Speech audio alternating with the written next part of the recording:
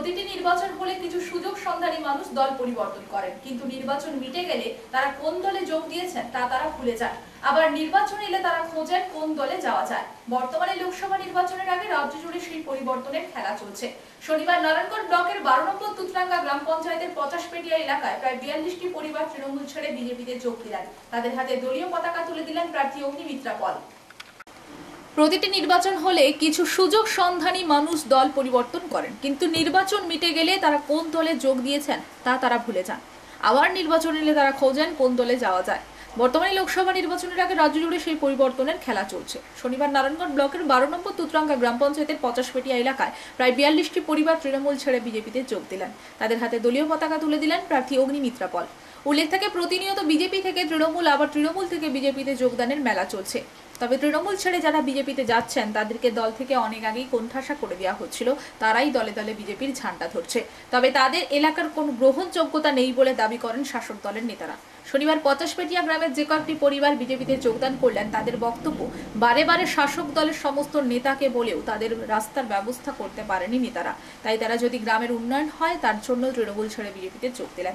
এদিন বিজেপি প্রার্থী অগ্নিমিত্রা পল নারায়ণগড় ব্লকের বহু জায়গায় তিনি প্রচার করেন।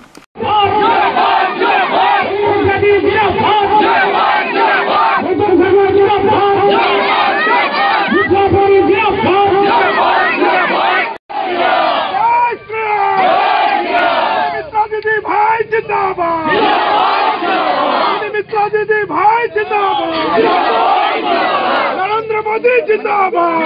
ट्रेनिंग করলে তাদেরকে পরিবারে জানাই স্বাগত। সন্ত্রাস উপেক্ষা করে যারা আমাদের পরিবারে সামিল হলেন তাদের জানাই স্বাগত।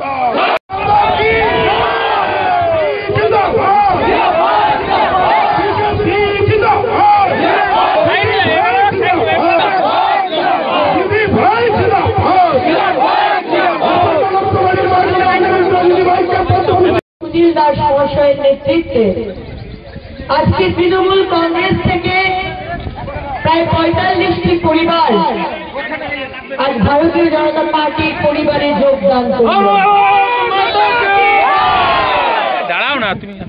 আজকে তৃণমূল থেকে নেতৃত্ব দিয়েছেন দিলীপ দা, সুনীল দা এবং পরিমল দা। তাদের নেতৃত্বে আজকে আমাদের পরিবারের অংশ হলেন এই 45টি পরিবার, এবং তাদের মধ্যে যেমন ভাইরা রয়েছেন তেমন মাতৃশক্তি রয়েছে। আজকে আমরা বলি ভারতীয় জনতা পার্টি একটি পরিবার, এবং আমরা সেটা আক্ষরিক অর্থে মনে করি, বিশ্বাস করি। আজ থেকে আপনার সুখ দুঃখ সবকিছুর দায়িত্ব ভারতীয় জনতা পার্টি নিল। এবং আমি মাননীয় প্রধানমন্ত্রীর সৈনিক, মোদীজির সৈনিক, আমি আপনাদের কথা দিচ্ছি, আগামী দিনে আপনারা যদি মেদিনীপুর লোকসভা থেকে আমাকে জেতাতে পারেন, আমি কথা দিচ্ছি আমার এমপি বাড়ির টাকা থেকে আপনাদের গ্রামের এই রাস্তা আমি করব। তৃণমূল কংগ্রেস এবং আপনাদের এমএলএ বারবার আপনাদের কথা দিয়ে কথা রাখেননি। এটা অবাক হওয়ার কিছু নয়, কারণ তৃণমূল কংগ্রেসের যে সুপ্রিমো আমাদের পশ্চিমবঙ্গের মুখ্যমন্ত্রী মমতা বন্দ্যোপাধ্যায়, উনি কোনো কথা রেখেই কথা রাখেননি। তাই ওনার এমএলএ তিনিও যে কথা দিয়ে কথা রাখবেন না, এটাই তো স্বাভাবিক। আমরা কারোর অপেক্ষায় থাকি না। মাননীয় প্রধানমন্ত্রী আমাদের শিখিয়েছেন সবকা সাথ সবকা বিকাশ। পূর্ব মেদিনীপুর জেলার দুটি লোকসভা কেন্দ্রে এবার শাসক দলের কাছে বিরাট চ্যালেঞ্জ। তাই দুটি আসনে যাতে বিপুল ভোটে প্রার্থীরা জয়ী হন তার জন্য প্রচারে জোর দিচ্ছেন দুই কেন্দ্রের প্রার্থী। মেদিনীপুর জেলার দুটি লোকসভা কেন্দ্রে এবার শাসক দলের কাছে বিরাট চ্যালেঞ্জ। তাই দুটি আসনে যাতে বিপুল ভোটে প্রার্থীরা জয়ী হন তার জন্য প্রচারে জোর দিচ্ছেন দুই কেন্দ্রের প্রার্থী। উল্লেখ থাকে, এবার আর কাঠিকে অধিকারী পরিবার ছাড়াই তৃণমূল লড়াই করছে। অধিকারী পরিবার বিজেপি হয়ে যাওয়ায় কাঁথির মানুষ এবার নতুন সাংসদ পেতে চলেছেন। কাঁথিতে লড়াই করছেন বিধায়ক তথা জেলা পরিষদের সভাধিপতি উত্তম বারিক, আর তমলুকে লড়াই করছেন যুবনেতা দেবাংশু ভট্টাচার্য। প্রার্থী ঘোষণার দিন থেকে এক প্রকার দাঁতে দাঁত দিয়ে লড়াইতে ব্যস্ত রয়েছেন দুই প্রার্থী। শনিবারও দুই প্রার্থী তার নিজ নিজ এলাকায় প্রচার সারলেন। তবে বিরোধী বিজেপির প্রার্থী কাঁথিতে সৌমেন্দু অধিকারী ও তমলুকে অভিজিৎ গাঙ্গুলির সমর্থনে বিজেপির পক্ষ থেকে একমাত্র শুভেন্দু অধিকারী লড়াই করে যাচ্ছেন। তিনি প্রতিনিয়ত সভা সমিতি করে শাসক দলের বিরুদ্ধে বিষোদ্গার করছেন, আর তাতেই পূর্ব মেদিনীপুর জেলার মানুষ বেশি করে শাসক দলের পক্ষে রায় দেবেন বলে দাবি করছেন শাসক দলের নেতারা।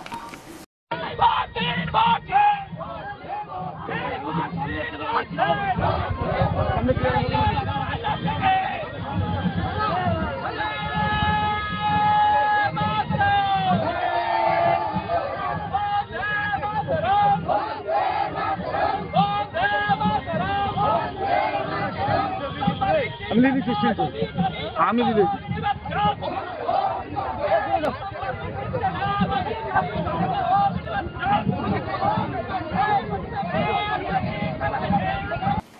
হুটখোলা গাড়িতে চেপে প্রচার করলেন ঝাড়গ্রাম লোকসভা কেন্দ্রের তৃণমূল কংগ্রেসের প্রার্থী কালীপদ সরেন।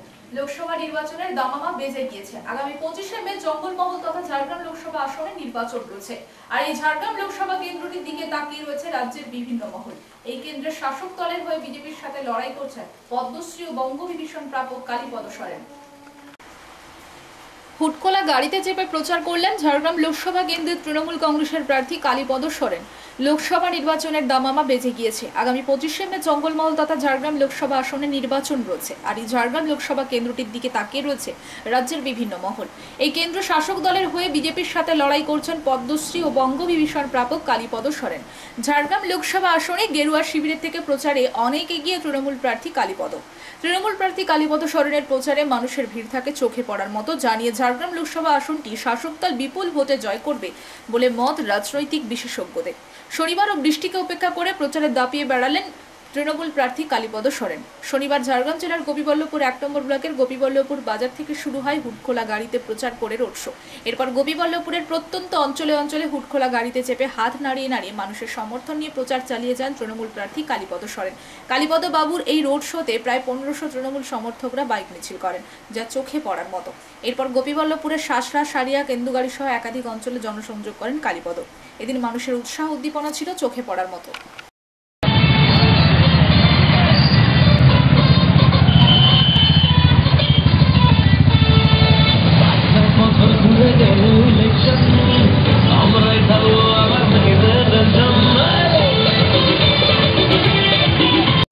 সোনাচুরায় তৃণমূল ছাত্র পরিষদের কর্মীরা দেবাংশু ভট্টাচার্যের সমর্থনে প্রচারে গেলে বাধা দেয় বিজেপি। তাদের মারধর করা হয় বলে অভিযোগ। তার প্রতিবাদে নন্দীগ্রাম সীতানন্দ কলেজের সামনে রাস্তায় টায়ার জ্বালিয়ে বিক্ষোভ তৃণমূল ছাত্র পরিষদের। পরে জেলা নির্বাচন কমিটির অবজারভার রাজীব ব্যানার্জি বিক্ষোভকারীদের সাথে কথা বলে অবরোধ তুলে নেয়। শনিবার নন্দীগ্রামের সোনাচুরায় তৃণমূল ছাত্র পরিষদের কর্মীরা তমলুক লোকসভা কেন্দ্রের তৃণমূল প্রার্থী দেবাংশু ভট্টাচার্যের সমর্থনে প্রচারে গেলে বিজেপির পক্ষ থেকে তাদের মারধর করা হয় এবং প্রচারে বাধা দেওয়া হয়, এমনটাই অভিযোগ তৃণমূল ছাত্র পরিষদের কর্মীদের একাংশের।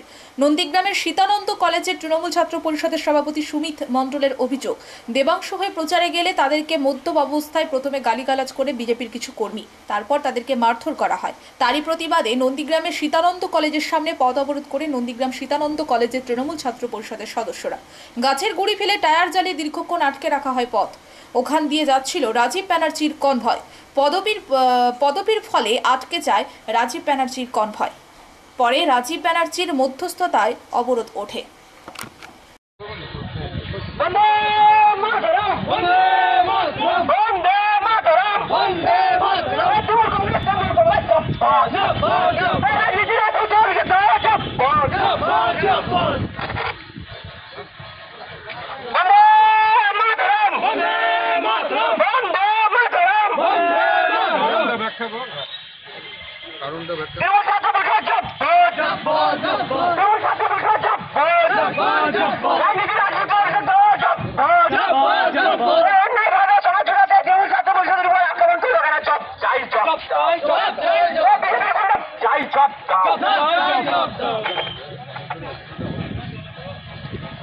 পূর্ব মেদিনীপুর জেলার খেজুরি বিধানসভার 2 নম্বর ব্লক হলুদবাড়ি গ্রামে পঞ্চায়েতের প্রধান নিতাই মণ্ডলের বাড়িতে বোমা চার্জ করা হয় ও মোটর বাইক জ্বালিয়ে দেয় দুষ্কৃতীরা।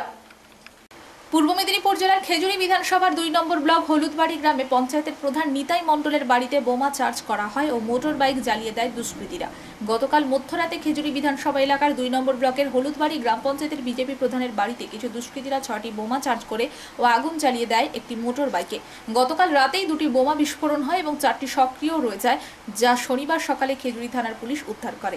সিসিটিভি ফুটেজ খতিয়ে দেখছে খেজুরি থানার পুলিশ। এই ঘটনাকে কেন্দ্র করে টানটান উত্তেজনা রয়েছে এলাকায়। মধ্যরাতে খেজুরি থানার পুলিশ ঘটনার খবর পেয়ে ঘটনাস্থলে আসে। পুলিশ সারা রাত নিরাপত্তা দেয় নিতাই মণ্ডলের বাড়িতে। সকাল হতেই দফায় দফায় গ্রামবাসীরা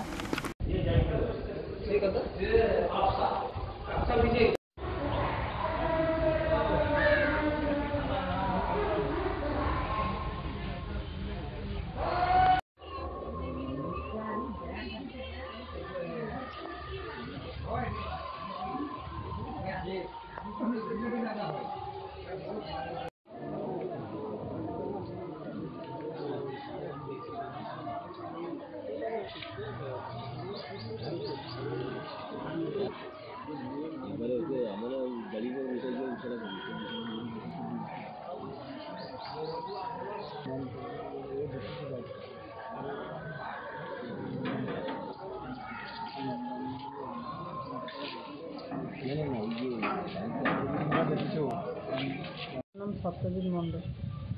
কি ঘটনা ঘটেছিল গতকাল রাতে? আচ্ছা, গতকাল রাত্রে 12:30 নাগাদ আমরা শুয়েছিলাম আর কি, তখন ঘুমাইনি, আমরা এমনি গেম টেম খেলি। তো এই 12:45-এর দিকে একটা বম ফায়ারিং হয় আমার বাড়ির ছাদে। আচ্ছা, তারপরে আমি রুমের মধ্যে 12:45 নাগাদ একটা বম ফায়ারিং হয়। তারপরে তখন বোঝা যায় যে কিছুজন কিছুজন মানুষ এসছে, যে বম ছোড়াছুড়ি করছে, এটা বোঝা যাচ্ছে। কিন্তু যেহেতু আমরা একটা আতঙ্কজনক অবস্থায় থাকি, তো সাহস হয়নি বেরিয়ে ওঠে। তারপরে বুঝতে পারলাম যে বাইকটাতে আগুন দিচ্ছে। এবারে আগুনটা যথারীতি বাইককে দিয়েছে, ওখানে বাইক পড়লো। তারপরে যখন ওনারা বেরিয়ে যায়, যারা এসেছিলো ওরা টর্চ মেরে দেখছিল। এবারে যখন এই সব বোম মারে, যখন বাইকে আগুন ধরায়, আমার মাকে আমি ফোন করে ডাকি রুম দিয়ে, যে মা এরকম হয়েছে। তো মা দেখে বিব্রত হয়ে পড়ে, একটু আতঙ্কজনক হয়ে পড়ে। এই হচ্ছে ঘটনা। তারপরে আমাদের থানার যে খেজুরির যে থানার ওসি আছেন, উনি এসে এখানে জিনিসগুলো পর্যবেক্ষণ করেছেন। কি মনে হচ্ছে কারা করে থাকতে পারে? আচ্ছা, কারা করে থাকতে পারে আমি স্পেসিফিক করে বলতে পারছি না। দলগতভাবে বা কী বলা যায়, কোনো স্পেসিফিক করে বলতে পারছি না যে কারা করেছে, কী ব্যাপার। এটুকুনি আমি বলতে পারি যে যারা করেছে আমাদের বাবার সঙ্গে দলের দিক দিয়ে বা যে কোনো দিক দিয়ে একটা ভালো মতন পরিচয় আছে তাদের। কারণ বাইরের কেউ যদি অচেনা যদি মানুষ হয়, তারা তো আর জানবে না যে আমার বাড়ির মেন সুইচ কোনখানটায় আছে, ওখানে বা ক্যামেরা কীরকম সিস্টেমে চলে না চলে, এগুলো তো বাইরের লোক জানবে না। এই নিজেদের দলগত কেউ বা করে থাকতে পারে। গোষ্ঠীদ্বন্দ্ব কী ব্যাপার আছে? গোষ্ঠীদ্বন্দ্ব দেখুন, আমরা সত্যি কথা বলছি, আমরা পড়াশোনা করা ছেলেবেলে, আমরা ওইরকম পলিটিক্সের দিক থেকে আমরা ওরকম অতটা কিছু জানি না, খবর রাখি না। আমাদের পড়াশোনা কাজকর্ম যেগুলো থাকে ওগুলো টুকিটাকি করে, এরকম আমি সেরকম কোনো ড্যান্সের বলতে পারছি না। পুলিশে জানিয়েছে তোমরা? হ্যাঁ, পুলিশকে জানিয়েছি। বড়োবাবু এসেছিলেন রাত্রে এসে সারা দিনে পাহারা দিয়ে এখানে নিরাপত্তাভাবে আমাদের নিরাপত্তা দিয়ে চলে যাবেন। সংবাদ এই পর্যন্ত। নমস্কার।